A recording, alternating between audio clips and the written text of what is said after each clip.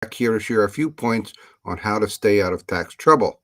Today, though, let me start with a few uh, introductory points. I just, for other podcasters, I think we have a few that watch this.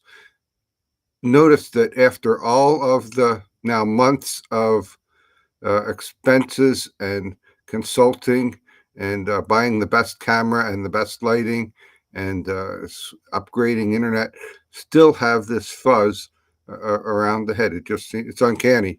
Uh, my regret is that I'm going to have to take time now out of a very busy tax season week to try to address a technical issue that ought to be not an issue. So, all right, that's one thing.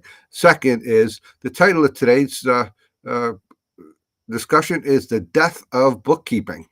Now, I hope that it's clear that I'm not above using a clickbait title in this podcast, and using the word death in any context nowadays always raises suspicion. So I did consider whether I should even use that word. But if you're here, then perhaps had its effect of getting there.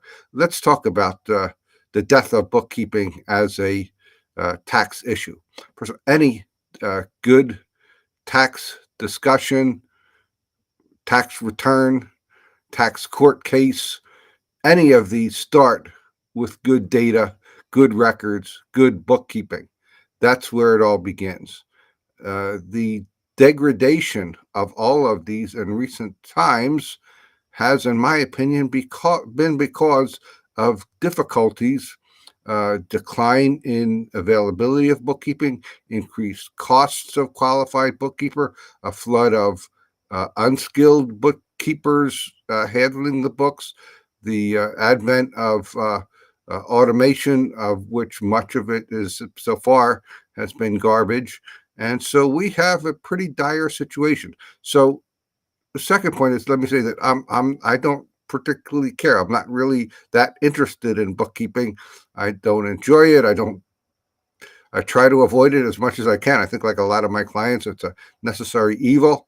But I'd rather not even be discussing the topic. But the fact is that we do have to. When I am brought into a bookkeeping discussion, it's almost always because there's been a failure in the bookkeeping.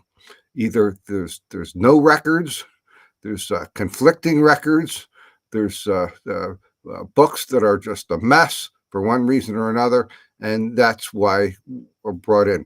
My own experiences, I've had very difficult time recruiting and hiring bookkeepers, and I just make a joke out of it. I wouldn't want to work for me either. So it's as simple as that. So, we need a better solution. I have resisted as many firms that have offshored their bookkeeping responsibilities and contracting. I have not done that. I don't feel comfortable with the security issues. I don't feel comfortable dealing with any entity that is not subject to a set of laws of which I have access. Simple as that. I know that that's a stodgy, old-fashioned conservative view, but that's my position. So that said, the cases that I have been involved in bookkeeping have been because they've been a mess, and my involvement wasn't necessarily voluntary. Had to be taken care of in order to solve a tax problem. As a result of that, however, I've had significant success in automating bookkeeping over the last year or two, automating bookkeeping systems using the slowly, perhaps more rapidly recently evolving AI tools that are out there, and focusing on the purpose of the bookkeeping.